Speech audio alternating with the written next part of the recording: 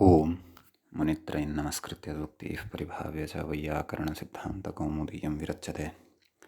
सर्वेभ्यः श्रोतृभ्यः नमः। अस्माभिः गतपाठे यद्यत् पठितं तद् एकवारं स्मरामः।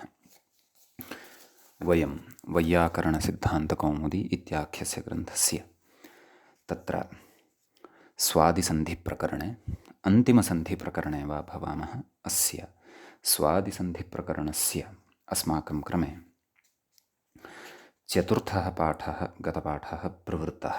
तस्मिन् चतुर्थे पाठे वयं हसि च इति सूत्रस्थं विचारं कृतवन्तः। तत्र हसि च इत्यस्य सूत्रस्य अर्थः अस्माभिः दृष्टः। अप्लुतात् अतः परस्य रोः उः स्यात् हसि इति यद्यपि विगतपाठे एव दृष्टमासीत्, उदाहरणमपि तस्य विगतपाठे एव अस्माभिः दृष्टं। विशेषेण गतपाठे तत्र प्रातरत्र भ्रातर्गच्छ इत्यत्र रेफस्य अतोरोरप्लुतादप्लुते इत्यनेन हसि च इत्यनेन नाम रूपद्वयेपि यद् उत्वं प्राप्तं भवति तद् उत्वं कुतः न स्यात् इति, तेन उत्वं कुतो न स्यात् इति। तर्हि तत्र उच्यते समाधानत्वेन यत् रोः इति उकारानुबन्धग्रहणात् न इह इति। नाम रोः इति उकारानुबन्धः खलु कृतः, अतः तद्ग्रहणात् प्रकृते न नाम अत्र न भवति इति।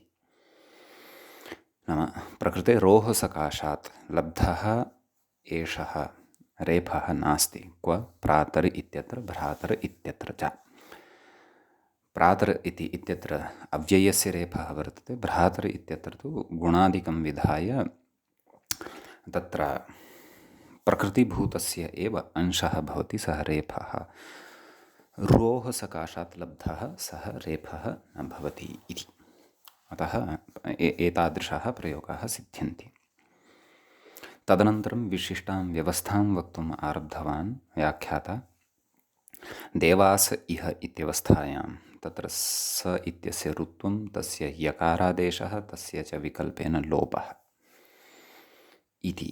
तदर्थं तत्र सूत्रमुच्यते भो भगो अघो अपूर्वस्य योषि इति। तस्य अर्थः तत्र उक्तः एतत् पूर्वकस्य रोर्यादेशः स्यात् अशि परे इति। एवं खलु, नाम भोस् यस्मात् पूर्वं भवति, भोस यस्मात् पूर्वं भवति, अघोस यस्मात् पूर्वं भवति, तस्य रोः यादेशः भवति अशि परतः इति। सूत्रे पूर्वरूपसन्धिः न दृश्यते। भगो अघो इत्यत्र, अघो अपूर्वस्य इत्यत्र च इति चेत् सः सन्धिः सौत्रः, नाम सौत्रत्वात् तस्य सन्धेः साधुत्वं मन्यते इति अपि कश्चन विषयः अस्माभिः तत्र पठितः। रोः यकारादेशः भवति, भोय् ततश्च नैव देवाय् इह इत्यवस्थायां तत्र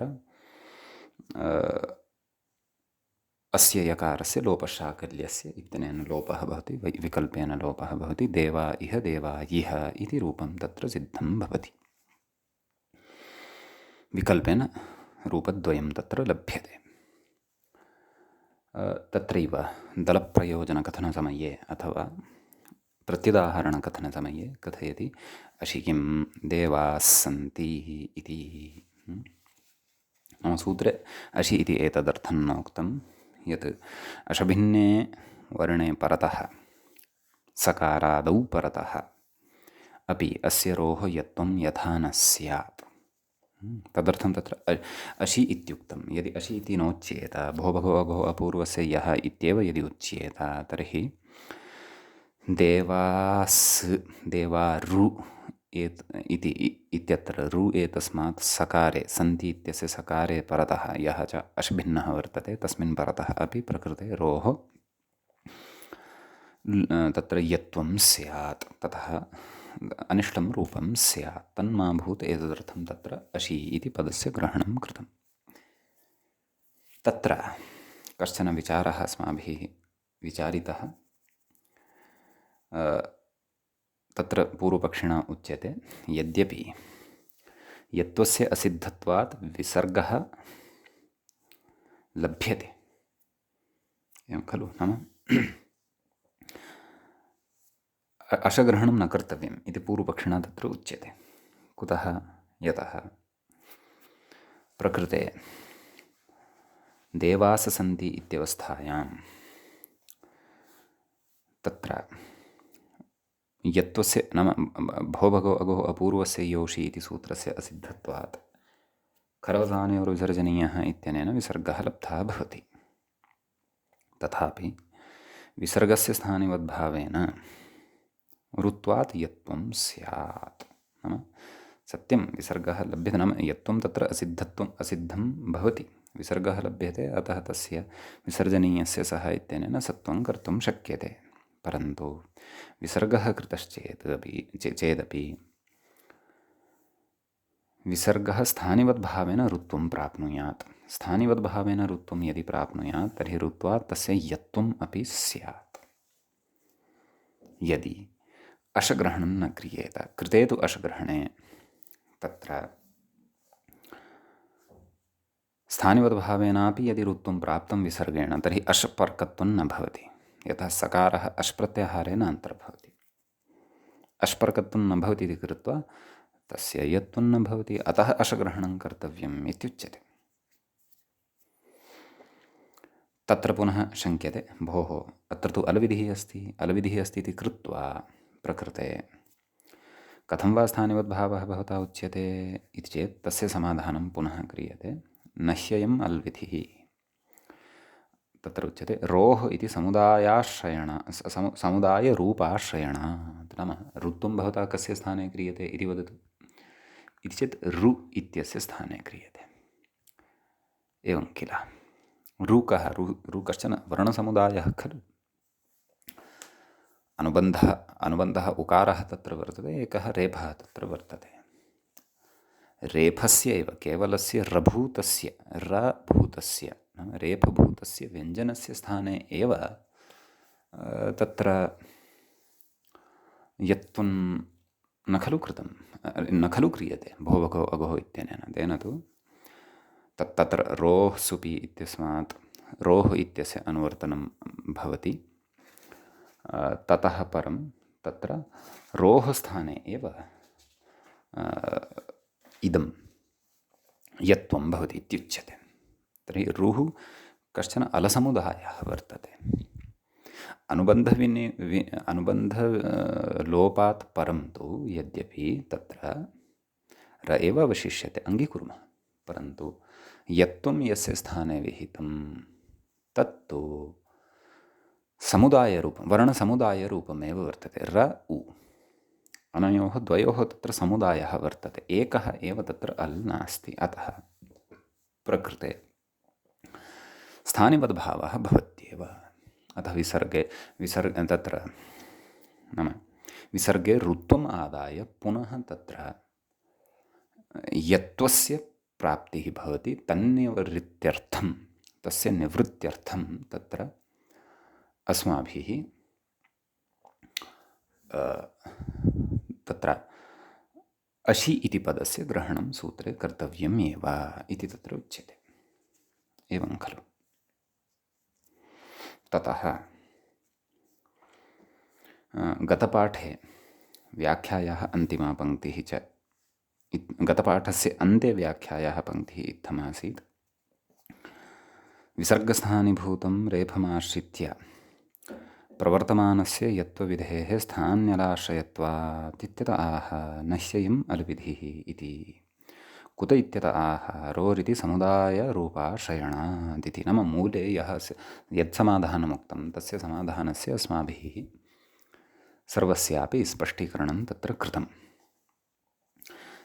इदानीं मूले यदुक्तं तस्य व्याख्यात्रा यत् स्पष्टीकरणम् अथवा व्याख्यानं यत् क्रियमाणं वर्तते तद् अस्माभिः अग्रिमे पाठे पठनीयं वर्तते।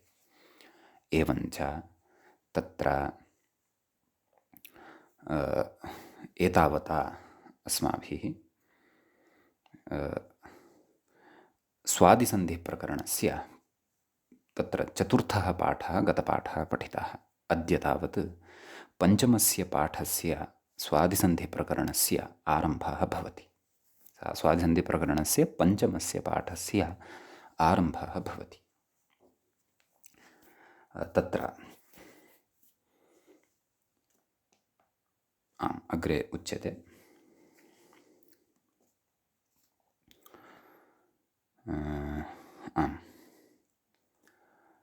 व्याख्याता कथयति यद्यपि यत्त्वविधिः विसर्गस्थानीभूतं रेफम् आश्रयति।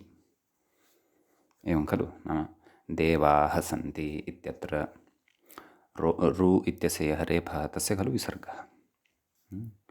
तर्हि विसर्गस्थानीभूतं रेफम् आश्रयति। एवं किल, यथा रोः स्थाने यत्त्वम् उच्यते, न तु विसर्गस्य यत्त्वम् उच्यते। एवं खलु, तथापि नाल् विधिः, नाम तथापि प्रकृते अल् विधिः नास्ति।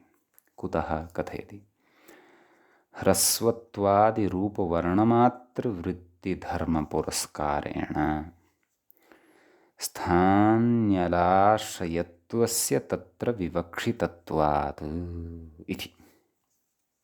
अल्विधौ किं विवक्ष्यते इति, नाम ह्रस्वत्वादिवर्णमात्रवृत्तिधर्मपुरस्कारेण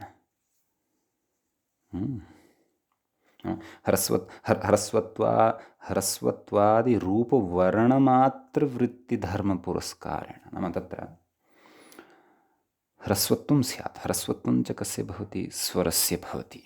एवं खलु, तर्हि आदिशब्देन तत्र ह्रस्वत्वादि आदिशब्देन तत्र वर्णः, कश्चन वर्णरूपः अपि ग्राह्यः, एकः वर्णः अपि तत्र कश्चन ग्राह्यः। ह्रस्वत्वादिरूपवर्णमात्रवृत्तिधर्मपुरस्कारेण, नाम ह्रस्वत्वादिरूपम् अपि च वर्णमात्रत्वं, नाम एकः एव वर्णः तत्र स्वीक्रियते अल्विधौ स्थानिवद्भावस्य निषेधार्थम् इति। अतः तादृशधर्मपुरस्कारेण, नाम तादृशी अपेक्षा तत्र अल्विधौ भवति इति कृत्वा स्थान्यलाश्रयत्वस्य तत्र विवक्षितत्वात्, तादृशः यः स्थानीभूतः अल्, तस्य आश्रयत्वस्य एव तत्र विवक्षितत्वं विवक्षा क्रियते। क्व अल्विधौ, स च अयं विषयः स्थानिवद्भावः, नाम तत्र स्थानिवद्भावप्रकरणे स्थानिवदादेशो नल्विधौ इति सूत्रपठनसमये तत्र तस्य अचः परस्मिन् पूर्वविधौ न पदान्तित्यादिसूत्राणां पठनसमये अस्माभिः सोदाहरणं विस्तरेण च अयं विषयः तत्र स्पष्टीकृतः। कथयति, प्रकृते च यत्त्वविधिः ऋत्वेन एव रेफम् आश्रयति इति। यत्त्वविधिः यः वर्तते सः यत्त्वविधिः रेफम् आश्रयति, परन्तु ऋत्वेन एव। एवं खलु, ऋत्वेन एव रेफम् आश्रयति। रेफस्य यत्त्वं भवतु इति न उच्यते, रोः यत्त्वं भवतु इत्येव उच्यते। केन, भो भगो अघो अपूर्वस्य योषि, कुतः रोः इत्यस्य तत्र अनुवर्तनं भवति। एवं खलु, कथयति ऋत्वेन एव रेफम् आश्रयति, न तु रेफत्वेन। नाम रोः एव यत्त्वं भवतु इत्युच्यते, न तु रेफस्य यत्त्वं भवतु इत्युच्यते। तथा सति प्रातरत्र इत्यादौ अतिव्याप्तेः यदि रेफस्य यत्त्वं स्यात् इति यदि उच्येत, तर्हि प्रातरत्र इत्यत्र विद्यमानः यः रेफः सः तत्र रेफस्य अपि तर्हि यत्त्वं स्यात्, परन्तु तथा न भवति। कुतः न भवति, यतः तत्र विद्यमानः रेफः रुभूतः नास्ति, रोः सकाशात् लब्धः रेफः नास्ति। अतः यदि रेफमाश्रित्य अयं यत्त्वविधिः प्रवर्तेत, तर्हि तु तत्र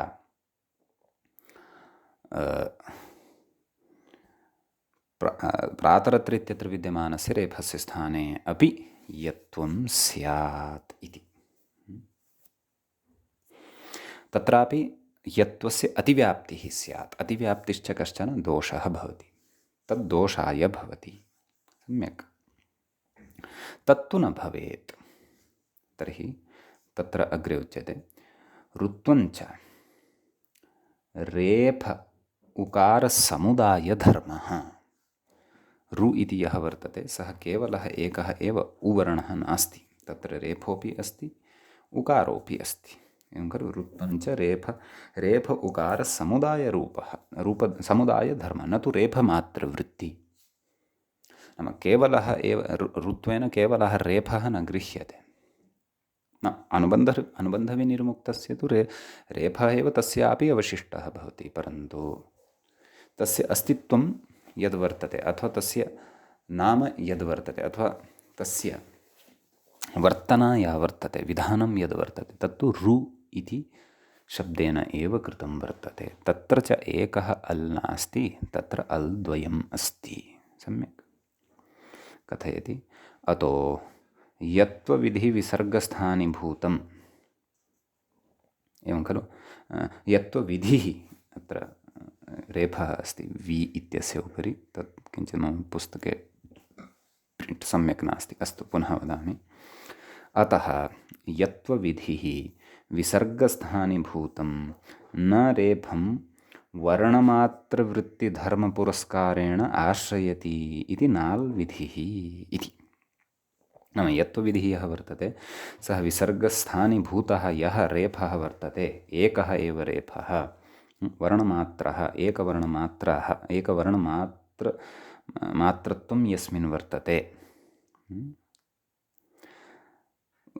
रेफं वर्णमात्रवृत्तिधर्मपुरस्कारेण आश्रयति, नाश्रयति, न इति उक्तं, न रेफं वर्णमात्रवृत्तिधर्मपुरस्कारेण आश्रयति, नाम एकम् एव वर्णं पुरस्कृत्य न प्रवर्तते इत्यर्थः।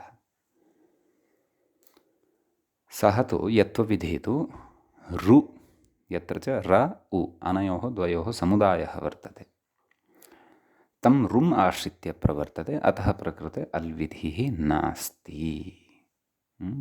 अतः अल्विधौ स्थानिवद्भावः न भवति इत्यपि भवता अत्र वक्तुं न शक्यते।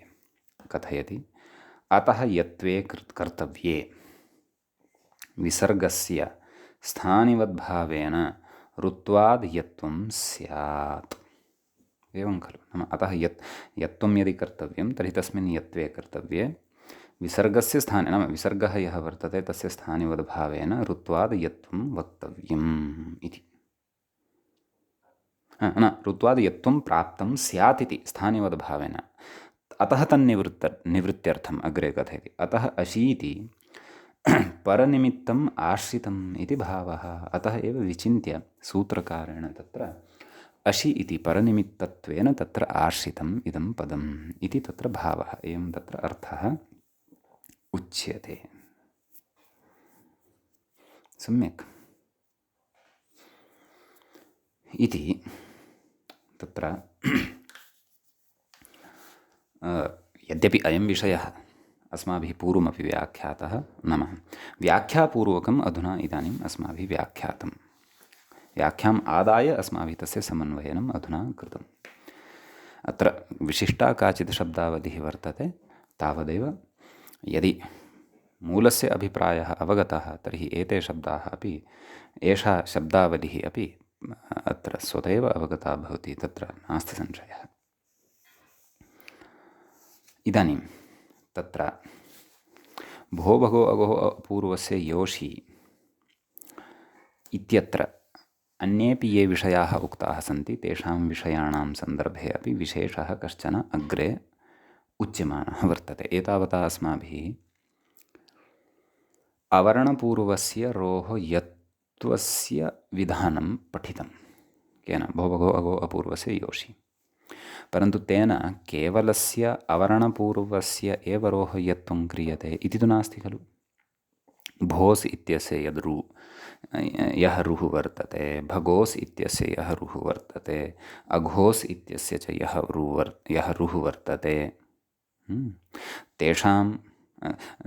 तेषां ऋणाम् अथवा तेषां शब्दानां, नाम एतत् शब्दत्रयस्य रोः अपि यत्त्वं भो भगो अगो इत्यनेन उच्यते खलु। अतः तेषां प्रकृते इदानीम् अग्रे चिन्तनं क्रियते, तत्र विशेषः उच्यमानः वर्तते। समीचीनं। तत्र कथयति।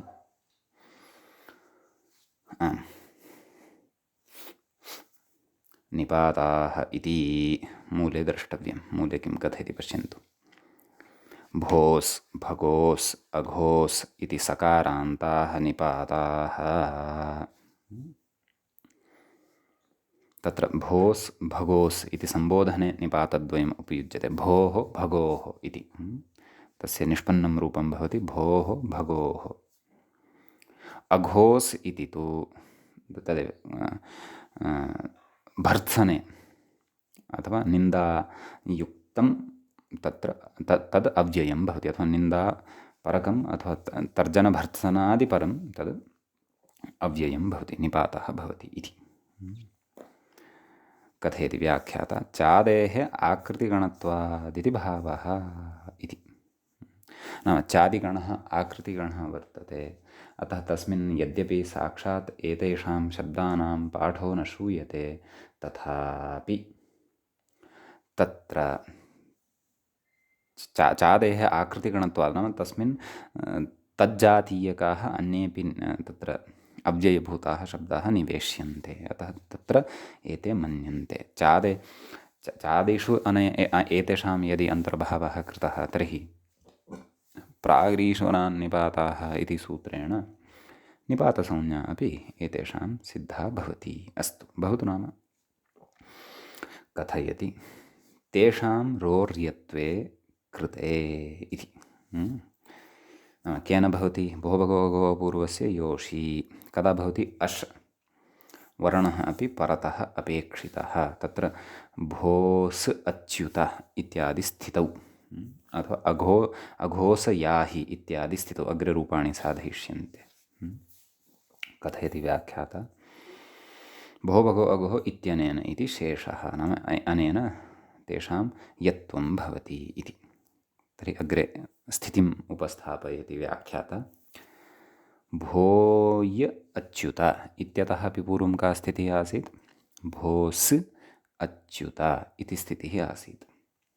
तत्र सकारस्य रुत्वं केन? सजुषो रुः इत्यनेन भोरु अच्युत, समीचीनं। भोरु अच्युत इत्यवस्थायां तस्य रोः स्थाने यत्त्वं केन? भो भगो अगो अपूर्वस्य योषि।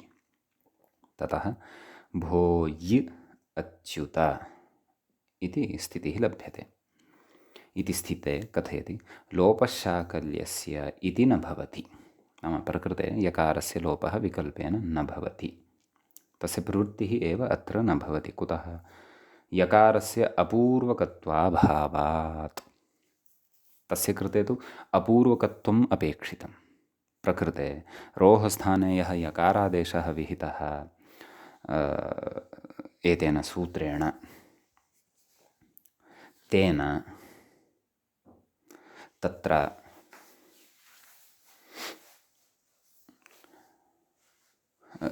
नाम तस्य यकारात् पूर्वम् अकारः नास्ति, तस्मात् पूर्वं कः वर्तते?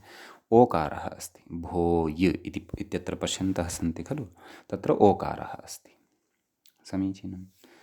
अतः एव उक्तवान् लोपशाकल्यस्य इति न भवति, यकारस्य अपूर्वकत्वाभावात्, नाम यकारात् पूर्वम् अकारः नास्ति, नाम अयं यकारः अपूर्वः नास्ति इति। तर्हि स्थितिः का अस्ति? भोय् अच्युत इति अस्माकं सविधे अधुना स्थितिः वर्तते। सम्यक्।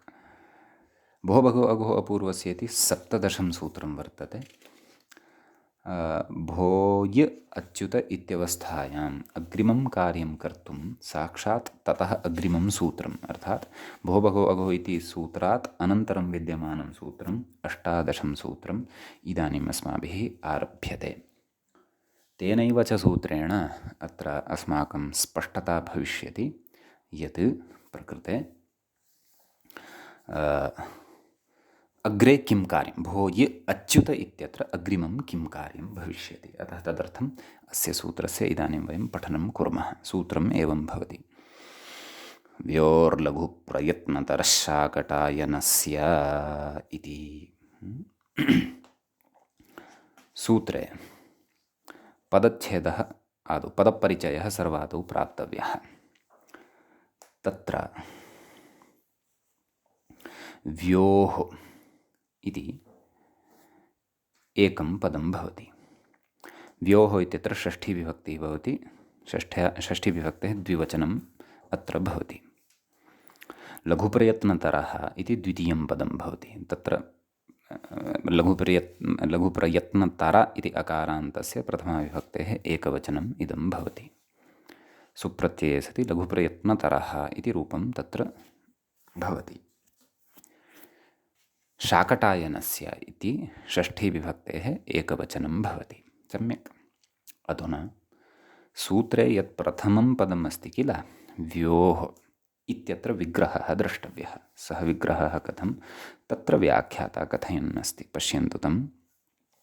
वच यच व्यौ तयोः व्योः इति विग्रहः उच्यते। वच यच व्यौ तयोः व्योः, एवं खलु, अवगतं खलु कथमत्र षष्ठी अस्ति। अग्रे कथयति व्याख्याता। पदस्य इति अधिकृतं। ततः पूर्वमत्र एकः विषयः वक्तव्यः। प्रयत्नतरः इत्यस्य शब्दस्य विषये अग्रे कथयिष्यति व्याख्याता, तदग्रे द्रक्ष्यामः। भवतु। कथयति पदस्य इत्यधिकृतं, नाम पदस्य इत्यस्य अधिकारः प्रकृते वर्तते, तच्च वकारयकाराभ्यां विशेष्यते इति। एवं किल। ततः उच्यते तदन्तविधिः। अतः वान्तस्य यान्तस्य च पदस्य इति लभ्यते, नाम एतादृशः अर्थः तत्र उपलब्धः भवति इति कथयति। अलोन्त्यस्य इति अन्त्यस्य भवति, नाम षष्ठ्याः नियामिका परिभाषा अलोन्त्यस्य इति तत्र उपतिष्ठते। अतः षष्ठीनिर्दिष्टस्य अन्त्यस्य एव अलः आदेशः तत्र भवति इति। तथा च पदान्तयोः यवयोः इति फलितं, नाम व्योः इत्यनेन पदेन एतावता पदान्तयोः यवयोः इति अर्थः एतावता अस्माभिः प्राप्तः, अवगतश्च। एवं खलु। इति एतावता तु व्योः इत्यस्य अर्थं बोधितवान् व्याख्याता। अधुना लघुप्रयत्नतरः इत्यस्य तत्र विग्रहं कथयति। किं कथयति? लघुः प्रयत्नः यस्य उच्चारणे सः लघुप्रयत्नः, अथवा लघुः प्रयत्नः यस्य सः लघुप्रयत्नः। अग्रे कथयति अतिशयितः लघुप्रयत्नः लघुप्रयत्नतरः। अतिशयार्थे तरप् इति प्रत्ययः वर्तते। एवं किल। अतिशयितः लघुप्रयत्नः लघुप्रयत्नतरः, एवं खलु। ततः तत्र उच्यते अन्यपदार्थस्य च वर्तिपदार्थप्रकर्षापेक्षः प्रकर्षः इति। नाम प्रकृते अतिशयित्वम् इति उक्तं खलु। अतिशयित्वं नाम प्रकर्षत्वं, नाम आधिक्यम्, अत्यधिकता इति यदुच्यते। तत्र कथयति अन्यपदार्थस्य च, नाम बहुव्रीहिः खलु तत्र वर्तते। कः? लघुप्रयत्नः यस्य सः लघुप्रयत्नः, अतिशयितः लघुप्रयत्नः लघुप्रयत्नतरः इति खलु उच्यते। तर्हि तत्र प्रकृते यः बहुव्रीहिः आदौ कृतः लघुप्रयत्नतरः, सः नाम एषः एव कः नाम अयं यः वर्तते वकारः यकारश्च, अनयोः एव तत्र लघुप्रयत्नतरत्वम् एतेन सूत्रेण अग्रे वक्ष्यते। अतः तत्र प्रकृते अन्यपदार्थत्वेन तौ एव परिगण्येते, नाम वकारः यकारः च एतौ एव परिगण्येते अन्यपदार्थत्वेन। नाम लघुप्रयत्नतरः कः? सः वकारः एव। लघुप्रयत्नतरः कः? सः यकारः एव। समीचीनं। तर्हि तत्र उच्यते अन्यपदार्थस्य च वर्तिपदार्थप्रकर्षापेक्षः प्रकर्षः, नाम अन्यपदार्थः यः वर्तते अत्र कः, वकारः यकारः,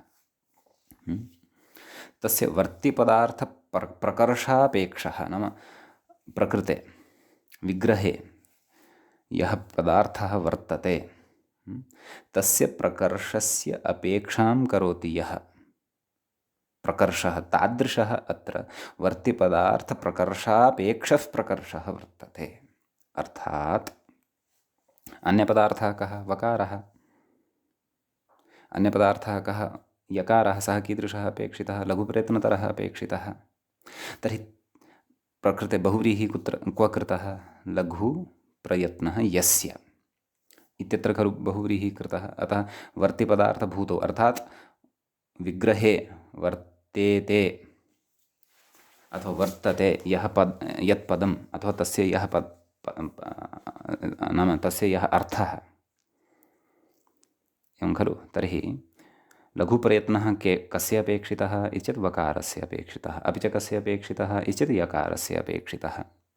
तर्हि वर्तिपदार्थः यः वर्तते नाम विग्रहे लघुप्रयत्नः इति यद् उच्यते सः लघुप्रयत्नः कस्य अपेक्षितः इति चेत् अन्यपदार्थस्य अपेक्षितः। तर्हि वर्तिपदार्थप्रकर्षापेक्षः नाम वर्तिपदार्थेन यः प्रकर्षः उच्यमानः वर्तते सः प्रकर्षः तत्प्रकर्षापेक्षः प्रकर्षः वर्तते अनयोः द्वयोः वकारस्य यकारस्य च। एतद् अत्र एतम् अभिप्रायम् इतोपि सरलतया यदि कथयामि, अत्यन्तं सरलतया यदि कथयामि, तर्हि प्रकृते यः वकारः वर्तते यः च यकारः वर्तते सः लघुप्रयत्नतरः एतेन सूत्रेण विधीयते। तत् सूत्रार्थे अपि स्पष्टीभविष्यति। नाम एतेन तादृशः वकारः तादृशः च यकारः पदान्ते विद्यमानः विधीयते अथवा तस्मिन् तादृशः धर्मविशेषः आरोप्यते यस्य लघुप्रयत्नतरत्वं भवति। इदानीं लघुप्रयत्नतरत्वं नाम किं, तत्तु अग्रे वक्ष्यते, एवं खलु। लघुप्रयत्नतरत्वं नाम किं तत्तु पश्चात् वक्ष्यते, परन्तु तत्र लघुप्रयत्नतरः कः अपेक्षितः इति अत्र ज्ञातव्यं भवति। नाम यः यकारः यः च वकारः तस्य प्रकर्षः अपेक्षितः, नाम प्रयत्नस्य प्रकर्षः अतिशयेन लघुप्रयत्नता तत्र अपेक्षिता भवति इत्येव अस्याः पङ्क्तेः अभिप्रायः वर्तते। सद्यः यदि अतीव क्लेशाय एषा पङ्क्तिः कल्प्यमाना वर्तते अवगमनाय, तर्हि त्याज्यं सूत्रार्थे अवधानम् अस्माभिः कर्तव्यम्। तदेव अग्रे कथयति लघुतरप्रयत्नकः इत्यर्थः। लघुतरप्रयत्नकः कस्य अर्थः, लघुप्रयत्नतरः इत्यस्य नाम लघुतरप्रयत्नकः सः कः, सः प्रकर्षः, कयोः प्रकर्षः, यकारस्य वकारस्य च प्रकर्षः, नाम तयोः प्रयत्नविशेषस्य आधिक्यम् इत्यर्थः, एवं खलु। कथयति प्रत्येकाभिप्रायम् एकवचनम् इति। व्योः लघुप्रयत्नतरः भवति, वकारस्यापि लघुप्रयत्नतरत्वं भवति, यकारस्यापि लघुप्रयत्नतरत्वं भवति। अतः प्रत्येकं तत्र यः वकारः यकारः च वर्तते तेन सह अस्य सम्बन्धः वर्तते। नाम प्रत्येकं लघुप्रयत्नतरत्वस्य अभिप्रायं कथयितुं तत्र एकवचनं प्रयुक्तं। नाम इत्थं न शङ्कनीयं व्योः लघुप्रयत्नतरौ भवतः इति न शङ्कनीयं। प्रयत्नतरः भवति नाम एकवचनं तत् पर्यायेण वकारेण सह अपि सम्बध्यते, यकारेण सह अपि सम्बध्यते इत्यर्थः। कथयति आन्तर्यात् यस्य यः, स्पष्टतया कथयन्नस्ति सरलतया अधुना। नाम आन्तर्यात् नाम तदेव सादृश्यात्, सावर्ण्याद्वा, यस्य यः नाम यकारस्य यकारः भवति, वस्य वः अर्थात् वकारस्य वकारः लघुप्रयत्नतरः भवति इति। अपि च अत्रैव क्षन्तव्यः, अत्रैव इदमपि स्पष्टं कर्तुम् इच्छामि यत् प्रकृते लघुप्रयत्नतरः एतावता कः भवति इति न ज्ञातं वर्तते। तद्विषये तु अग्रे वक्ष्यते। सम्यक्। सद्यः तु यकारस्य यकारः इति लघुप्रयत्नः भवति, वकारस्य वकारः इति लघुप्रयत्नः भवति। एतावदेव वयम् एतावत्पर्यन्तं ज्ञातवन्तः स्मः। अग्रे कथयति अशीत्यनुवर्तते। शाकटायनमुनिग्रहणाद्विकल्पः। मुनेः शाकटायनस्य प्रकृते ग्रहणं कृतम्, अतः विकल्पः सिद्धः भवति। नाम शाकटायनमुनेः मते इदम्, अन्येषां मते तु न इति। तदाह पदान्तयोरित्यादिना। नाम सूत्रार्थं पश्यन्तु। पदान्तयोः वकारयकारयोः, पदान्ते विद्यमानः यः वकारः, पदान्ते च विद्यमानः यः यकारः, तयोः लघूच्चारणौ वयौ वा स्तः। नाम लघूच्चारणौ, नाम लघुच्चारणः वकारः, नाम पदान्ते वकारः चेत् तस्य स्थाने वकारः लघुच्चारणः भवति, पदान्ते यकारश्चेत् तस्य स्थाने लघुच्चारणः यकारः भवति। विकल्पेन भवति। अशि परतः अश्प्रत्याहारस्थः वर्णः अपेक्षितः। समीचीनम्। कथयति व्याख्याता अग्रे। उच्चारणप्रयत्ने लघुतरत्वं विशदयति। नाम उच्चारणप्रयत्ने सति लघुतरत्वं कथं भवति, अथवा लघुप्रयत्नतरत्वं किं भवति तत् तन्न ज्ञातं। नाम तादृश उच्चारणविशेषः कीदृशः यत्र लघुप्रयत्नतरत्वं भवति तद्विषये कथयति। यस्योच्चारणे जिह्वाग्रोपाग्रमध्यमूलानां शैथिल्यं जायते सः लघूच्चारणः इति। यस्य उच्चारणं कर्तुं जिह्वायाः अग्रभागस्य, उपाग्रभागस्य, मध्यभागस्य, मूलभागस्य च शैथिल्यं जायते। उक्तं खलु मूले जिह्वा, नाम तदहं विभज्य भवतां कृते वदन्नस्मि। जिह्वाग्रोपाग्रमध्यमूलानां शैथिल्यं जायते, सः लघूच्चारणः भवति इति। एवं खलु।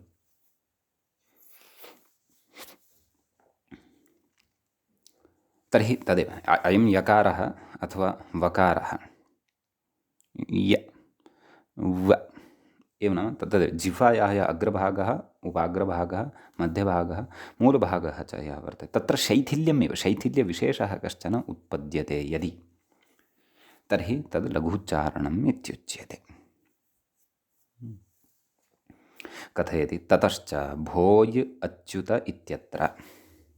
सम्बोधने खलु भोः इति, भोस् इति सम्बोधने स्वीक्रियते, अच्युत इत्यपि तत्र सम्बोधनविभक्तिरेव वर्तते। सम्बोधने तत्र सोः श्रवणं, नाम सुप्रत्ययस्य अथवा विसर्गस्य श्रवणं न भवति इत्यपि वयं जानीमः।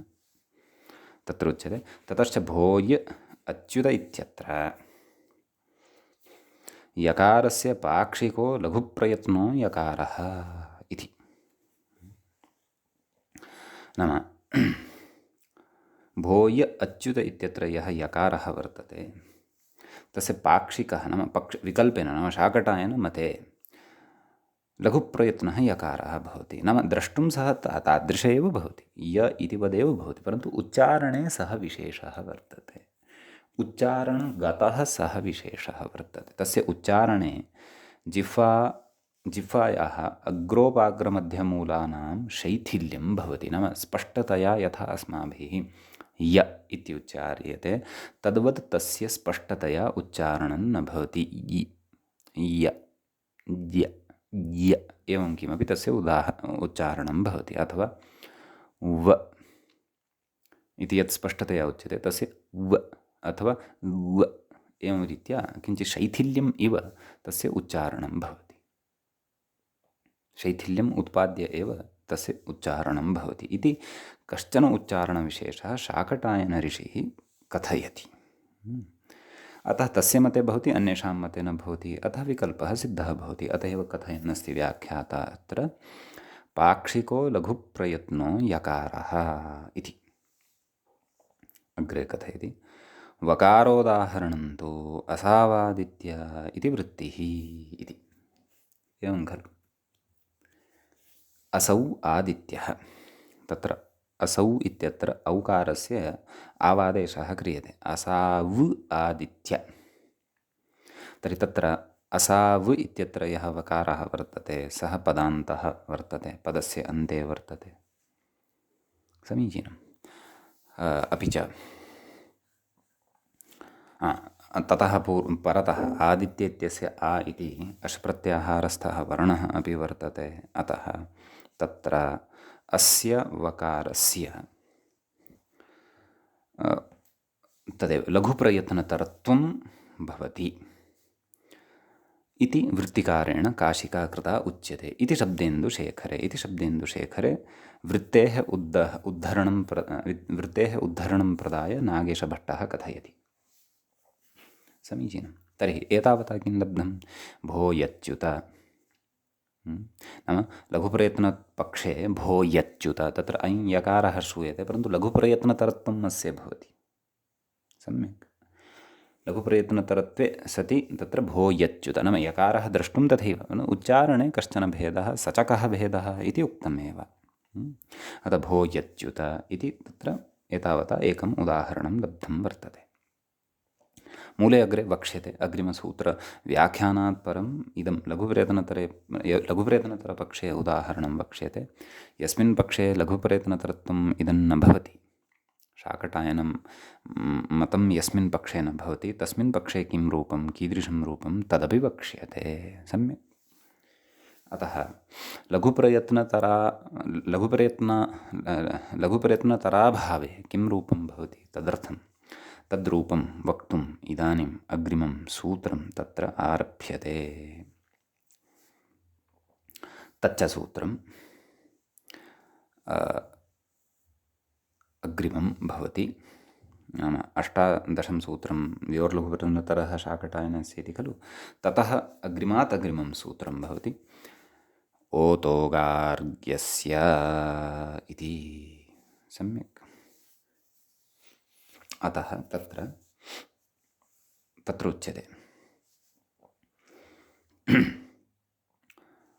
नाम अस्माभिः प्रकृते पदविभागः द्रष्टव्यः। सर्वादौ अत्र पदपरिचयः ओतः इति पञ्चमी विभक्तेः एकवचनम् अस्ति, गार्ग्यस्य इत्यत्र षष्ठीविभक्तेः एकवचनम् अस्ति।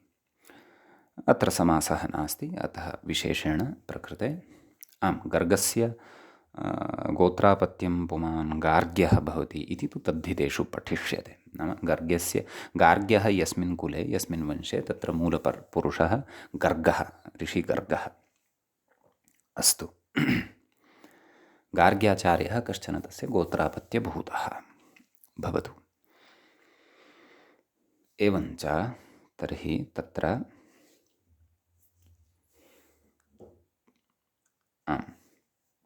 किं किम् अनुवर्तते इति द्रष्टव्यम् अस्ति। व्याख्याता आदौ तदेव कथयन्नस्ति। ओत इति पञ्चमी तद् उक्तम् अस्माभिः, अग्रे आगच्छन्तु। प्रकृते पदस्य इत्यस्य अनुवर्तनं भवति। समीचीनं। ततः कथयति व्योः इत्यतः यग्रहणम् अनुवर्तते, नाम व्योर्लघुप्रयत्नतरशाकटायनस्य इत्यस्मात् व्योः इति षष्ठ्यन्तम् अस्ति खलु, तत्र द्विवचनम् अस्ति, परन्तु तस्मिन् पदे विद्यमानः यः यकारः सः एव अनुवर्तते, यः इत्युच्यते। समीचीनं। कथयति न तु वकारोऽपि, वकारस्तु नानुवर्तते, यकारः एव अनुवर्तते, क्वचित् एकदेशोऽपि अनुवर्तते इत्यपि अस्ति न्यायः। नाम समग्रमेव पदं तत्र अनुवृत्तितया लभ्येत इति नावश्यकं, तस्य कश्चन एकः भागः अपि लभ्यते क्वचित् इति। एवं खलु। अग्रे तत्र न तु वकारोऽपि तदुक्तमेव, अग्रे आयान्तु। ओतः परस्य, ओतः परस्य तस्य असम्भवात्, नाम वकारः कुतः अनुवर्तते? यथा ओतः परतः वकारः न लभ्यते एव इति व्याख्याता कथयति। नाम ओतः परतः नाम ओकारात् परतः यकारः एव लभ्यते, अतः यकारः एव प्रकृते अनुवृत्त्या स्वीक्रियते, यतः ओतोगार्ग्यस्य इति सूत्रे उक्तं खलु। अतः पदस्य इति अधिकृतं यकारेण विशेष्यते तदन्तविधिः इति व्याख्याता अधुना उक्तं। तत्र उच्यते ओकारात् परः यः यकारः तदन्तस्य पदस्य इति लभ्यते। नाम तादृशं पदम् अत्र इदानीम् अस्माकं कृते अपेक्षितं यस्य पदस्य अन्ते यकारः भवति, तस्मात् यकारात् च पूर्वम् ओकारः भवति। अथवा एतमेव विषयं यदि एवमपि कथयामि यथा व्याख्याता कथयन्नस्ति तदापि विषयः समानः। नाम ओकारः नाम कस्मिंश्चित् पदे ओकारः अपेक्षितः, तस्य अनन्तरं यकारः अपेक्षितः, स च यकारः तस्य पदस्य अन्ते स्यात्। समीचीनं कथयति अलोन्त्यपरिभाषया पदान्तस्य यकारस्येति फलितम् इति। अलोन्त्यस्य इति परिभाषा अत्रापि उपतिष्ठते, अतः पदान्तस्य यकारस्य इति अर्थः अस्माकं सविधे लब्धो भवति। एवं किल। ततः उच्यते भो भगो अगो पूर्वस्य योषि इत्यतः अशीत्यनुवर्तते। नाम तस्मात् सूत्रात् अशि इत्यस्य पदस्य अनुवर्तनं भवति इति। एवं खलु। ततः लोपशाकल्यस्य इत्यतः लोपः इत्यनुवर्तते, तस्मात् लोपः इत्यस्यापि अनुवर्तनं भवति। कथयति स च पूर्वविहितलघुप्रयत्नस्य न भवति विधानसामर्थ्यात्। नाम सः लोपः, यः लोपः एतेन वक्ष्यते तेन पूर्वं नाम व्योर्लघुप्रयत्नोत्तरशाकटायनस्य इत्यनेन सूत्रेण तत्र यदुच्यते तस्य अयं लोपः न भवति, परन्तु तदतिरिक्तस्य नाम यस्य लघुप्रयत्नतरत्वं न विहितं तस्य लोपः एतेन, तादृशस्य यकारस्य लोपः एतेन वक्ष्यते। कुतः नाम तस्य लोपः कुतः न भवति? विधानसामर्थ्यात्। यदि तस्य लोपः कृतः तर्हि तस्य विधानस्य प्रयोजनं किं? शाकटायनमते व्यर्थं खलु। व्यर्थं तु कार्यं कोऽपि न करोति अस्मिन् जगति, मूर्खः एव करोति। शास्त्रीयाः विद्वांसः ऋषयस्तु न कुर्वन्ति। अतः प्रकृते लोपः कस्य कर्तव्यः? लघुप्रयत्नतरस्य न, अपि तु तदतिरिक्तस्य यस्य लघुप्रयत्नतरत्वं न भवति, येषां मते न भवति इति। विधानसामर्थ्यात् इत्युक्तम्। अधिका स्पष्टता उदाहरणेषु भविष्यति, चिन्ता मास्तु। अग्रे कथयति तदाह नाम अतः कथयति नाम सूत्रार्थम् एतावत् सर्वं मनसि कृत्य, अनुवर्तनादिकं सर्वं मनसि कृत्य सूत्रार्थं कथयति। मूले पश्यन्तु ओकारात् परस्य पदान्तस्य अलघुप्रयत्नस्य यकारस्य नित्यं लोपः स्यात् इति। एवं खलु। ओकारात् परतः अपेक्षितः कः अपेक्षितः? यकारः अपेक्षितः। कस्यचित् पदस्य अन्ते सः स्यात्, पुनः लघुप्रयत्नभूतः च सः स्यात्। अतः तादृशस्य यकारस्य नित्यतया लोपः भवति इत्युच्यते। एवं खलु। तर्हि तत्र उच्यते नित्यतया लोपः कुतः? तदेव कथयति व्याख्याता। ननु लोपस्य कथं नित्यत्वम् इत्युच्यते। भोः अयं लोपः कथं नित्यतया लोपः कुतः उच्यते भवता? कुतः नाम नित्यतया लोपे का शङ्का इति चेत् अग्रे कथयति गार्ग्यग्रहणात्। नाम गार्ग्यऋषेः ग्रहणं खलु प्रकृते कृतं वर्तते। अतः नाम गार्ग्यस्य ऋषेः मते एव अयं लोपः स्यात्, अन्येषां मते न स्यात् इति वक्तुं का आपत्तिः? तर्हि एवं रीत्या प्रकृते यथा गतसूत्रे शाकटायनस्य नामग्रहणसामर्थ्यात् विकल्पः साधितः, तद्वद् प्रकृते अपि गार्ग्यस्य नामग्रहणसामर्थ्यात् विकल्पः कुतो न उच्यते? कुतः नित्यम् इत्युच्यते? तर्हि तत्र उच्यते गार्ग्यग्रहणं पूजार्थम् इति। तत्र नाम सम्मानार्थं न व्याख्यानादिति भावः। कुतः तथा उच्यते? व्याख्यानात्। कुतः? व्याख्यानं च प्रकृते कीदृशम्? अर्थात् अयं यः लोपः वर्तते, अलघुप्रयत्नस्य यकारस्य यः लोपः वर्तते सः गार्ग्यस्य ऋषेः मते एव इति न, सर्वेषां मते अस्ति। सर्वेषां मते अस्ति इति कृत्वा अस्य नित्यता वर्तते। तर्हि गार्ग्यग्रहणं कुतः चेत् पूजार्थं, सम्माननार्थं। गार्ग्यः ऋषिः पाणिनेः ज्येष्ठः। ज्येष्ठः नाम तस्मात् पूर्ववर्ती, तस्य सीनियर् इति यद् आङ्ग्लभाषायां कथयामः। अतः तस्मिन् आदरभावः ऋषेः वर्तते, नाम अस्मद्ऋषेः पाणिनेः ऋषेः वर्तते। अतः सः एतद्विधिकथनवेलायां गार्ग्यस्य आचार्यस्यापि श्रवणं करोति, तस्यापि पुण्यस्मरणं प्रकृते करोति। सम्यक्। कदाचित् गार्ग्यस्य व्याकरणे तेन एतल्लोपविषये पृथक्तया सूत्रं किमपि विशिष्य उक्तं स्यात् अस्य नित्यलोपार्थं। स च पाणिनेः अपि अभीष्टम्, अन्येषामपि आचार्याणां स च लोपः अभीष्टः। अतः क्वचित् ऋषीणां स्मरणं केवलं पूजार्थम् अर्थात् सम्माननार्थमेव क्रियते, तावदेव।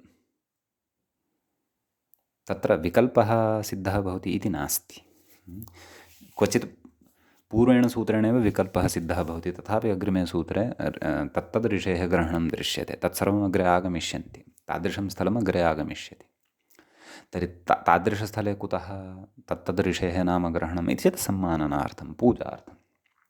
तच्च व्याख्यानात्। व्याख्यानं नाम तेषां व्याकरणानि दृष्ट्वा विज्ञैः तादृशं व्याख्यानं क्रियते, अभियुक्तैः विद्वद्भिः तादृशं व्याख्यानं क्रियते। तच्च अस्माभिरपि अङ्गीक्रियते, शिष्टपरम्पराम् आश्रयद्भिः अस्माभिः इत्यर्थः। समीचीनं। तत्र कथयति अग्रे प्रयोगं, भो अच्युत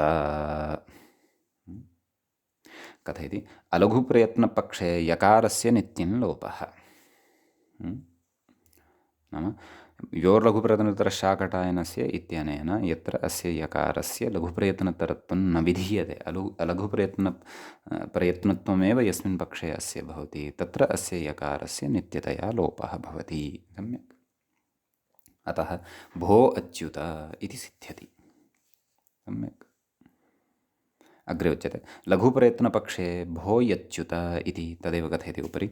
लघुप्रयत्नपक्षे भो यच्युत नाम व्योर्लघुप्रयत्नोत्तरशाकटायनस्य इत्यनेन सूत्रेण तत्र लघुप्रयत्नतरत्वं यद् विधीयते तस्य तु लोपः न। कुतः? विधानसामर्थ्यात्। अतः भो यच्युत, तत्र यकारस्य तस्य कीदृशस्य, यस्य उच्चारणे जिह्वाग्रोपाग्रमध्यमूलानां शैथिल्यं जायते, तादृशस्य यकारस्य तु तत्र श्रवणं भवत्येव। सम्यक्। अग्रे कथयति, अत्र लघुप्रयत्नस्य विधिसामर्थ्यान्न लोपः इति पूर्वमपि उक्तं, नाम विधानसामर्थ्यात् तस्य लोपः न भवति, सः तु तथैव तिष्ठति। अन्यथा तत्र विधानस्य प्रयोजनमेव न स्यात्। तत्रापि शाकटायन ऋषिस्मरणपूर्वकं व्योर्लघुप्रयत्नोत्तरशाकटायनस्य इति यद्विधानम् उक्तं तस्य किं प्रयोजनं? निरर्थकं तत् स्यात्। अतः विधानसामर्थ्यादेव अथवा विधिसामर्थ्यादेव तस्य लोपः न भवति, स तु तथैव तिष्ठति इत्यर्थः। सम्यक्। इति सूत्रद्वयम् उक्त्वा उदाहरणद्वयम् अत्र प्रतिपादितम्। अधुना तत्र अग्रे प्रत्युदाहरणं प्रस्तूयते। किं कथयति, किं पृच्छति? पदान्तस्य किम् इति, पदस्य इति अनुवर्तनं खलु अत्रापि लब्धम् अथवा अस्माभिः विहितम्।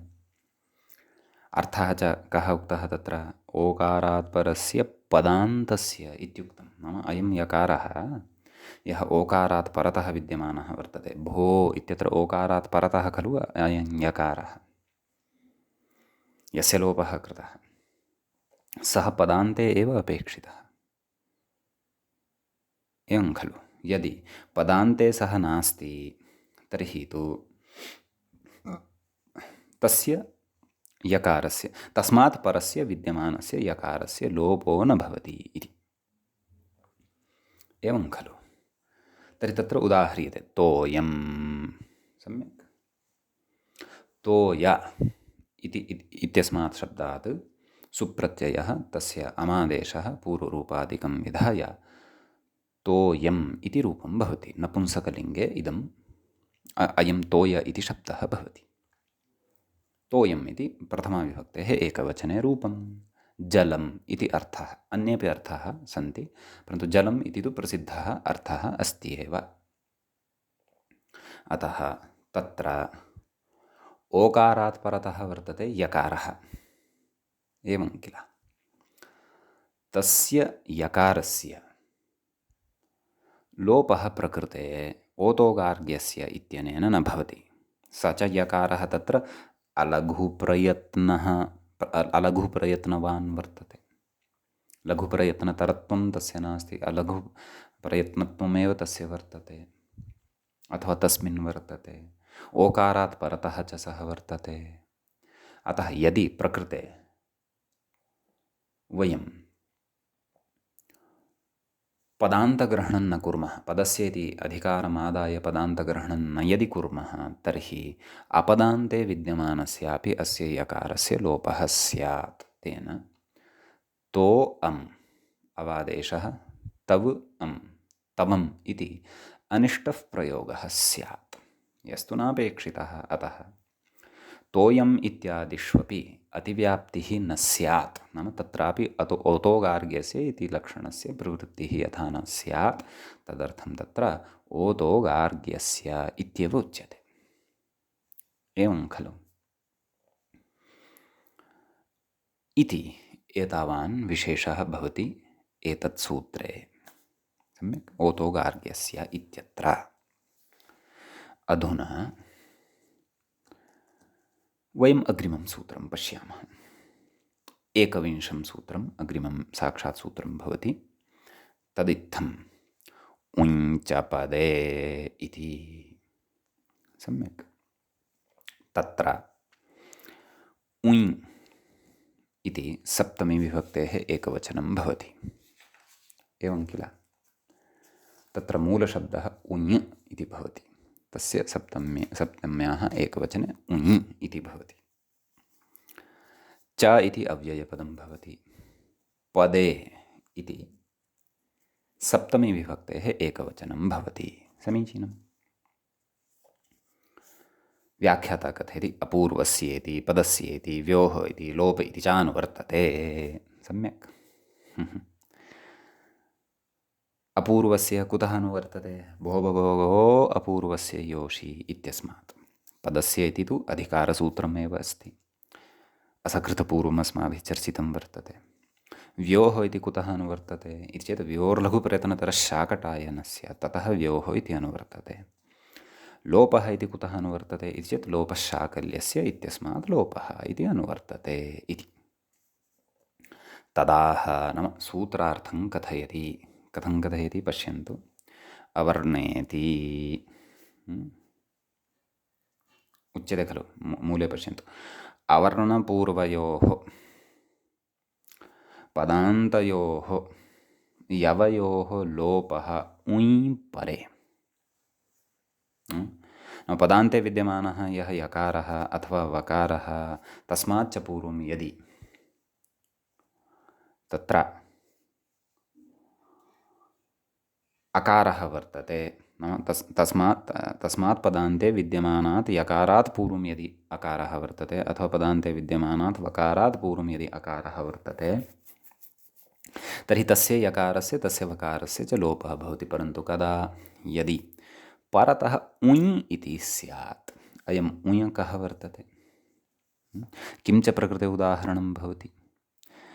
किं च अस्य सूत्रस्य, का च अस्य सूत्रस्य अपेक्षा भवति इति इत्यादि सर्वमपि वयं तत्र अग्रिमे पाठे पठिष्यामः। अद्यतनपाठे तावत् एतावन्तमेव विषयं पठित्वा अत्रैव उपसंहरणं कुर्मः। मङ्गलं मुनित्रयं नमस्कृत्य सूक्तिः परिभाव्य च वैयाकरणसिद्धान्तकौमुदीयं विरच्यते। एवञ्च स्वादिसन्धिप्रकरणस्य अस्माकं क्रमे अयं पञ्चमः पाठः समाप्तिं गतः। नमः सर्वेभ्यः श्रोतृभ्यः।